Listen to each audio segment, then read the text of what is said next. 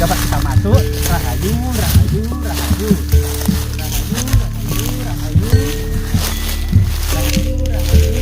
Rahayu. Mbak, kutunipun kawan, Mbak. Rahayu, rahayu, rahayu. Rahayu, rahayu, rahayu, rahayu. Jadi kita sowan dulu sebelum membuka kain yang sangat keramat ini. Guys, jangan lupa like, subscribe, dan komen ya kan.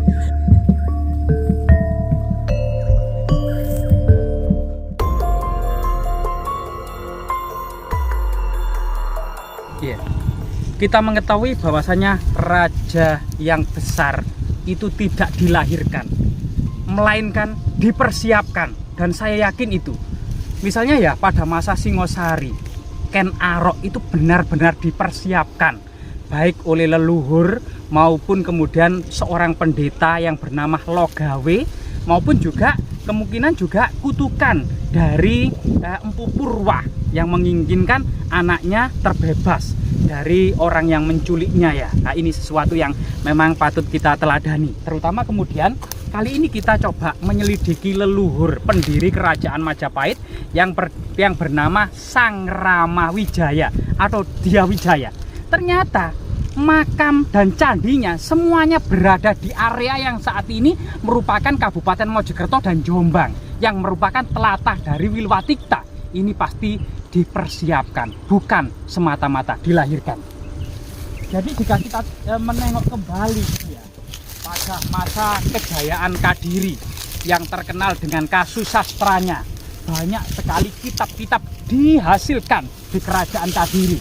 Namun memang Kadiri bangkit dan berkembang seiring dengan perkembangan Gunung Kelut yang senantiasa meletus, sehingga tantangan dari Gunung Kelut inilah yang menciptakan masyarakat yang kuat, tegar, dan bijaksana. Kemudian pada tahun 1000, nah ini kita menemukan bongkahan batu bata kuno, sehingga kita akan mulai menelisik atau menelusuri jejak peradaban yang hilang di ladang tebu. Nah, inilah sesuatu yang sangat menarik juga ya. Banyak sekali bongkahan-bongkahan batu bata kuno bersama boulder-boulder yang tercecer di sini. Sehingga kembali lagi tahun 1222 Raja Kertajaya ya, yaitu dari Kadiri itu ternyata bersih tegang dengan para pendeta. Para pendeta semuanya disuruh sujud di hadapan sang raja, namun para pendeta menolaknya karena para pendeta berprinsip, kami para pendeta tidak pernah bersujud kepada manusia. Sebesar pun raja, seberkuasanya pun seorang raja, kami hanya bersujud kepada para dewa saja, tidak pernah bersujud kepada manusia. Maka kemudian Raja Kertanegara ini banyak menghukum para pendeta. Banyak para pendeta yang melarikan diri, mulai membuat perkumpulan ya, para sangga, baik itu di lereng Gunung Kawi maupun di lereng Gunung Bromo. Nah, inilah yang kemudian menyambut akan datangnya Satrio Piningit ya. Maka kemudian Ken Arok muncul.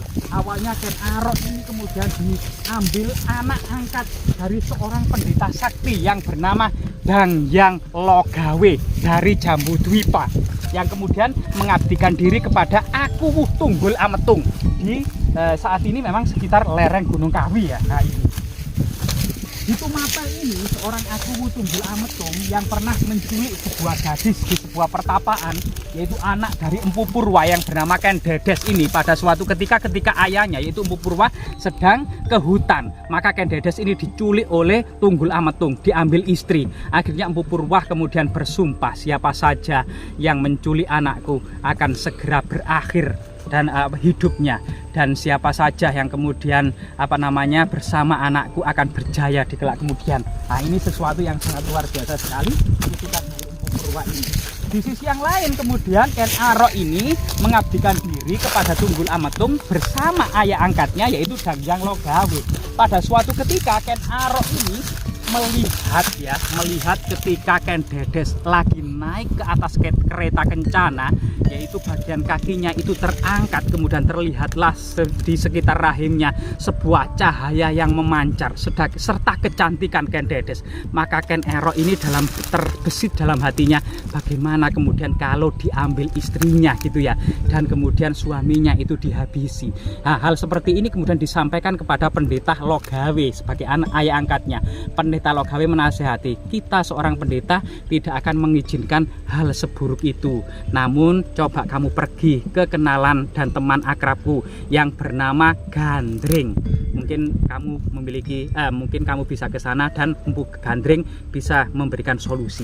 Akhirnya kemudian Ken Arok datang ke Empu Gandring pesan sebuah keris ya. Namun kemudian Empu Gandring menyanggupi 1 tahun kerismu akan sempurna. Baru 4 bulan Ken Arok kemudian datang kembali meminta kerisnya. Empu Gandring tidak mau memberikan karyanya karena belum tuntas, belum sempurna. Akhirnya terjadi cekcok, adu mulut, adu jotos sehingga kemudian keris pun terhunus. Empu Gandring tertusuk dengan keris buatannya di tangan Ken Arok. Empu Gandring pun mengucapkan sebuah kutukan dan sumpah sarapa yang mengatakan siapa saja Rok akan mati dengan siapa saja dari 7 raja yang akan berkuasa di Tumapel ini termasuk kamu akan mati dengan keris ini. Dan kemudian Ken Arok pun juga bersumpah siapa saja nanti dari keturunan Empu Gandring dan cucunya jika aku berhasil menjadi raja maka akan saya berikan tanah-tanah perdikan dan emas-emas dan saya semuanya akan mengangkat jabatan ya di kerajaan saya. Itu sumpah dari Ken Arok. Akhirnya kemudian Arok dengan kemudian tipu muslihat, loh ini batanya sangat besar berwarna merah teman-teman di ladang tebu, jejak-jejak istana pada masa lalu ya. Lah ini kemudian setelah itu kemudian intinya dengan kebu hijau keris tersebut menusuk Tunggul Ametung ketika sedang tidur. Akhirnya seluruh orang-orang Tumapel di Kedaton di istana mengatakan kebu hijau yang bersalah. Akhirnya bak seorang pahlawan Ken Arok berhasil menumpas kebu hijau. Seakan-akan kemudian kebu hijau lah yang bersalah. Akhirnya kemudian Ken Arok diangkat sebagai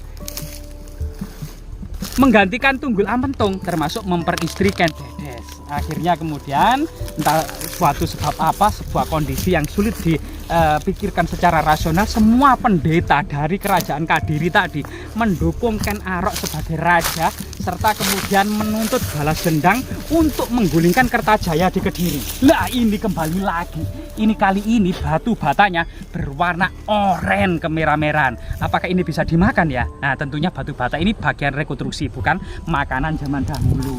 Jadi ini sesuatu yang rasional sehingga kemudian terjadi pemberontakan Ken Arok yang bersama para pendeta ya, yang didukung oleh para pendeta yang sangat kuat. Akhirnya kemudian pertarungan hebat di desa Ganter. Di Ganterlah inilah kemudian riwayat kerajaan Kediri dengan rajanya Kertajaya berakhir.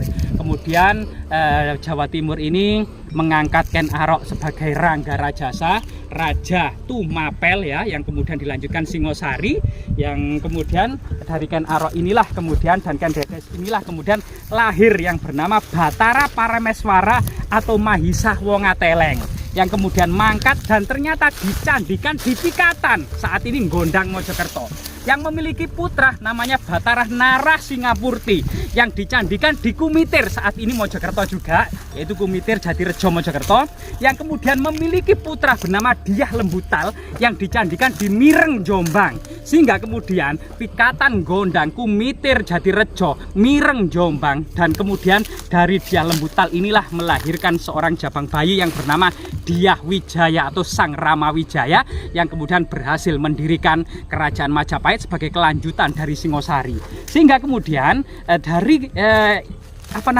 dari leluhur-leluhur Diah Wijaya ini tadi sudah menyiapkan fondasi bahwasanya masyarakat Mojokerto dan Jombang ini memiliki loyalitas yang tinggi kepada Diah Wijaya sang pendiri kerajaan Majapahit, karena masyarakat ini sudah sangat familiar dengan kakeknya, kakek buyutnya, bapaknya Diah Wijaya. Artinya memang masyarakat Mojokerto dan Jombang ini sudah berada di dalam hati sanubari Diah Wijaya. Nah di sini kita menemukan sebuah arca ya, yang diduga merupakan pendarmaan Batara Narasingamurti yang ada di desa Kumitir ini.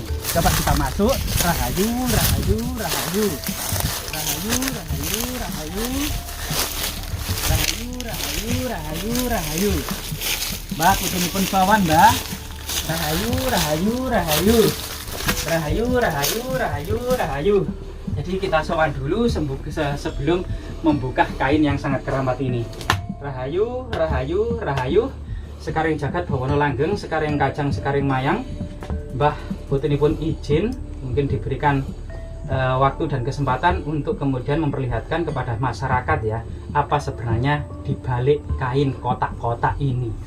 Oke, kita diizinkan sehingga kita mulai bisa mengeksplorasi. Di sini ternyata ada sebuah arca yang cukup menarik ya, yang berada di tengah ladang tebu, yang menurut berita-berita sumber sejarah tadi ini ternyata diidentifikasi sebagai arca Batara Narasinga Murti. Nah ini kan belakangnya ini juga menutup ini ya, ini rahayu Mbak, permisi Mbak ya. Nah jadi ini, jadi disinilah kemudian entah arca apa ini Mbak, kelihatannya ini berdiri namun kepalanya ini entah suatu sebab apa ini kemudian entah dirusak entah unfinished, kita tidak tahu sejarah masa lalunya karena terselubung sebuah kabut misteri. Namun ini sosok seperti Maharsi Agastya. Jadi kita bisa lihat perutnya yang buncit dan posisi berdiri. Ini pakai selendang kan kayaknya. Ini pakai selendang. Iya, pakai selendang. Berarti wanita ini ya. Wanita tambah. Tapi ya enggak tahu. buah dadanya enggak bisa menonjol. Oh iya ya. Buah dadanya di sini kalau wanita, cuma ini posisi berdiri. Jika kita tahu bahwasanya posisi berdiri adalah Maharsi Agastya. Oh iya. Atau mungkin arca perwujudan raja-raja masa lalu. Atau juga bisa memang sangat rasional, arca ini juga merupakan perwujudan dari Batara Narasinga Murti, Mbak. Yang kelihatannya ini dirusak, Mbak. Iya. Bisa jadi dirusak, bisa jadi karena bencana. Iya, bisa jadi dirusak, bisa jadi tertimpa pohon besar pada waktu itu karena memang banyak di punden-punden dan situs-situs keramat itu banyak pohon-pohon besar. Atau mungkin sebab apa dirusak, atau juga memang masyarakat dulu itu kalau dirusak agar tidak dibawa oleh Belanda, Mbak. Jadi belajar pada Candi Singosari yang dibawa ke di negeri Belanda itu arca Ganesha yang sangat mulus dan indah. Terus kemudian Dewi Parwati yang sangat mulus dan indah. Sedangkan arca Maharsi Agastya yang pecah itu tidak dibawa karena pecah. Nah itu mungkin masyarakat Jawa dulu juga belajar dari situ, dirusak saja biar tidak dibawa oleh kolonial Belanda. Tapi bagaimanapun juga ini multi tafsir ya, banyak yang interpretasi dan lain sebagainya. Namun kita tetap sangat menyayangkan, sangat bersedih kenapa arca ini sampai dirusak. Padahal ini adalah bukti historis karena dahulu pernah berdiri kerajaan Singosari yang didirikan bukan karena turun dari langit atau karena mimpi, tetapi karena darah, nyawa, juga karena perjuangan dan karena juga keringat dan pikiran yang keras pada waktu itu. Termasuk Majapahit juga bukan gitu, juga bukan didirikan karena pemberian, melainkan karena usaha yang keras untuk kemudian menghancurkan pasukan Mongol, juga usaha yang keras untuk menyatukan Nusantara, ekspedisi Pamalayu, ekspedisi Amukti Palapa, Mahapati Gajah Mada dan Empu Nala, termasuk Empu Aditya Warman yang ada di Sumatera.